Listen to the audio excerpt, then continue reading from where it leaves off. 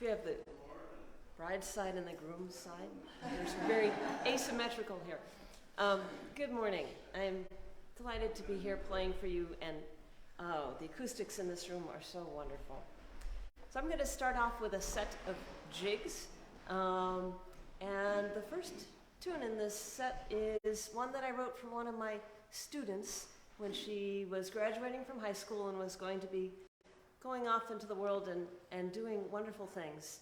So I made the tune for her, and I called it Going Places, because I felt that not only was she going places literally, she was a person who was going to go places. So this is for Kendall.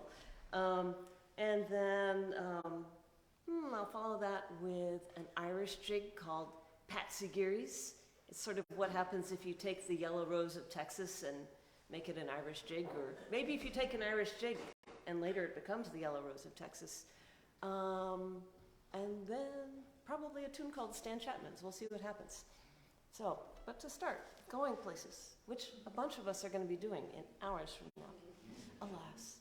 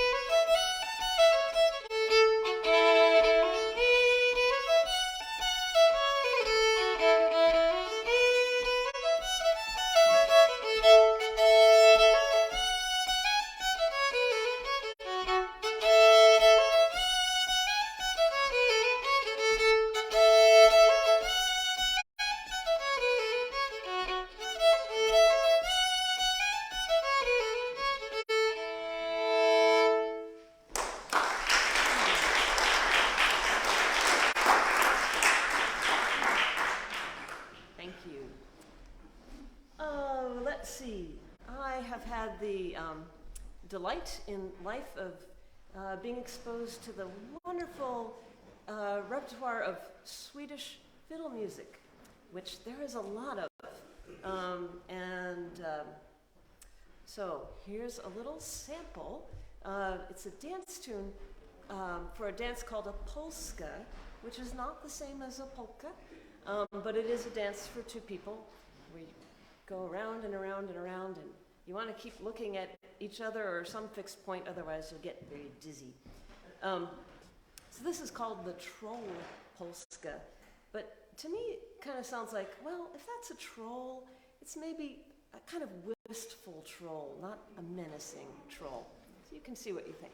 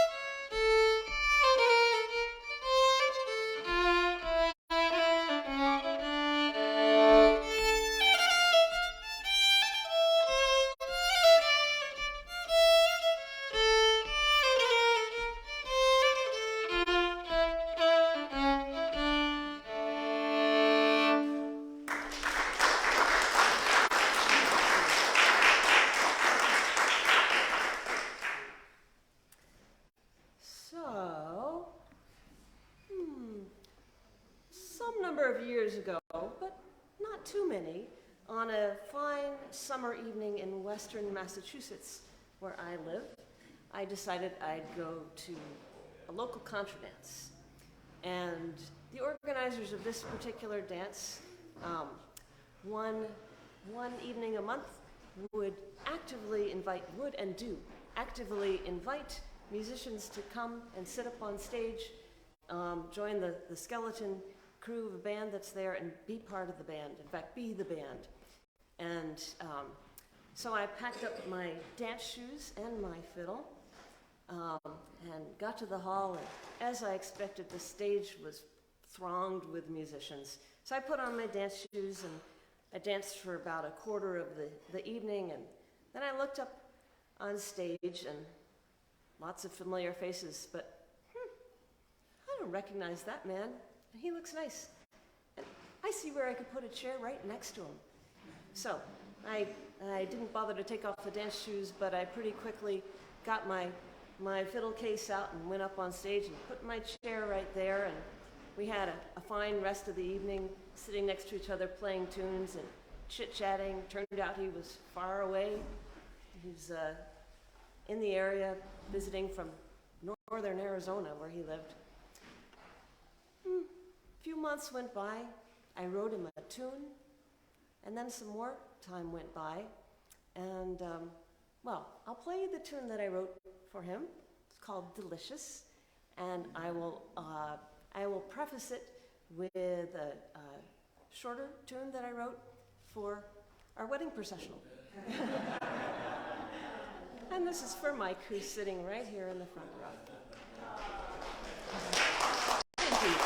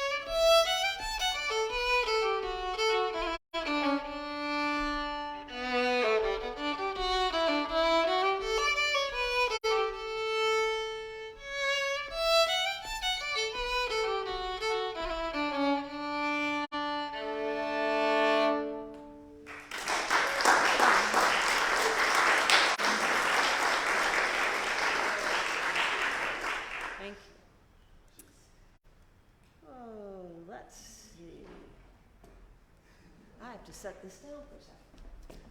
A couple seconds.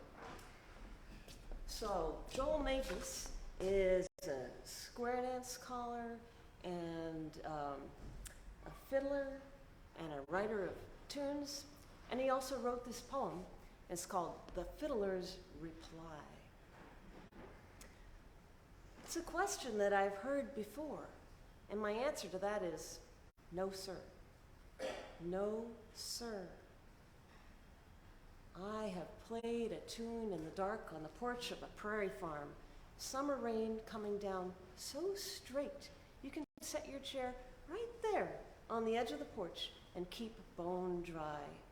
Such straight, regular rain, they say, is good for the crop. Good for tunes, too, I say, deep in the night, listening to the corn. And I recall a tune one winter afternoon up north, fiddling after chores.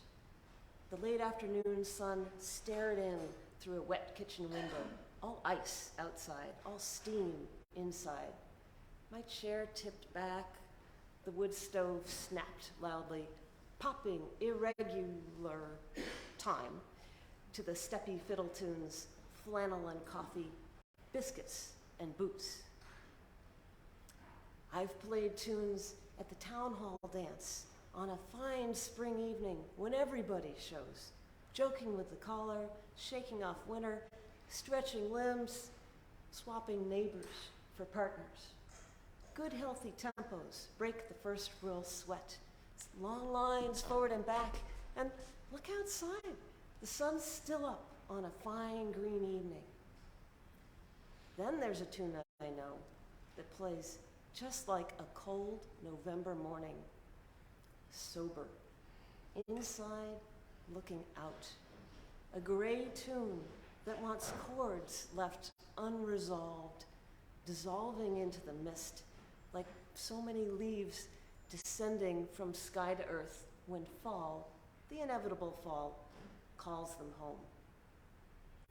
I play tunes, not songs, not voiceable, word-infested, obvious songs. I play tunes, each tune a puzzle, each one a box holding its own proud secret, each its own smile sweetly shown, each one a lesson pondered. Patterns, familiar, yet unique, like snowflakes, like fingerprints, like the way the world is right now. That's what a tune is.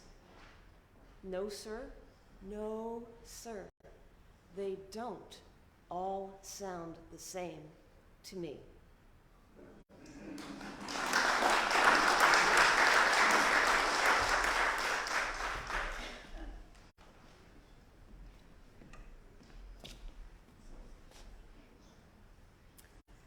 Oh, yeah. Some tunes make me think of just sitting on a porch on a fine summer afternoon and playing something kind of relaxed sounding.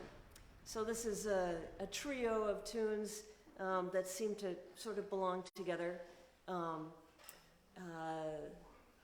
first, and they're all kind of a little bit like ragtime feeling, vaguely. The first is a tune I wrote years ago called Due West, when I was anticipating an impending trip.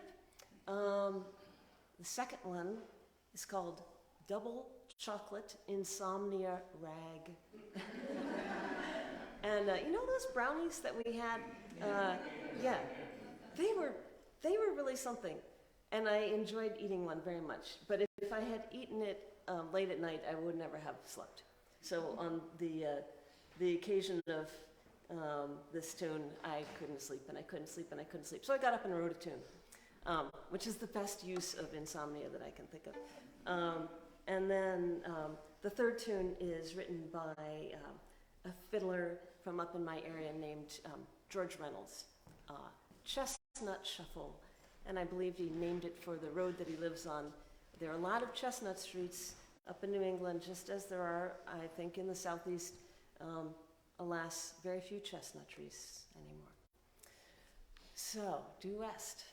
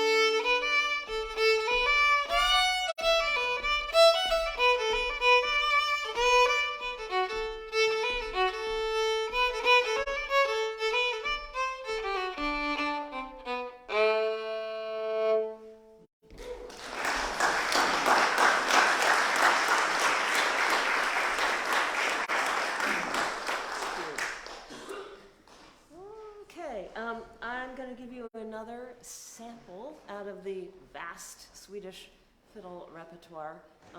But before I do, I must remember to thank Lawrence Ward in my class for loaning me this bow to play with this morning.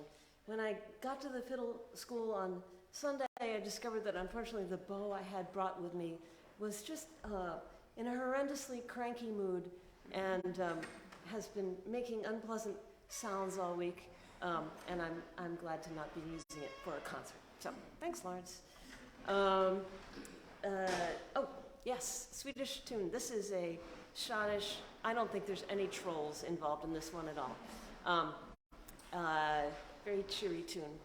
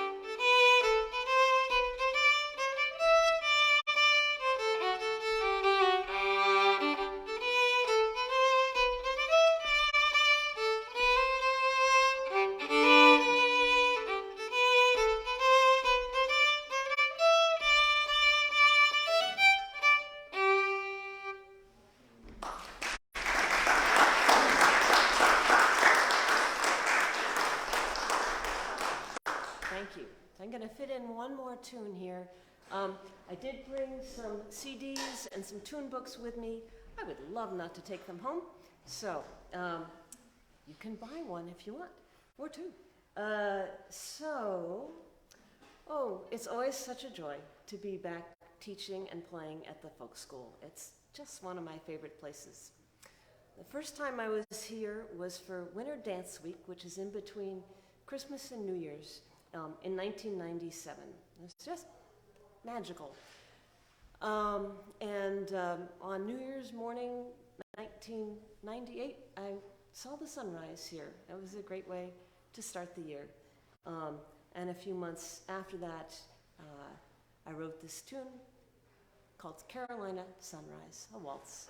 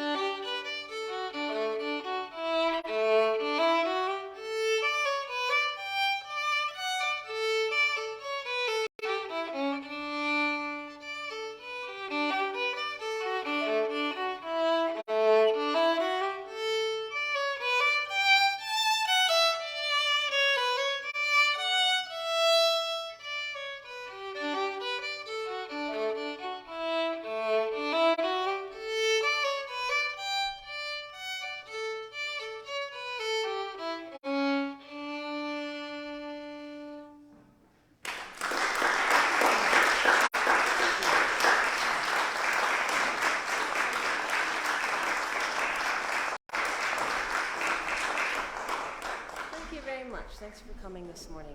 Now you can have breakfast.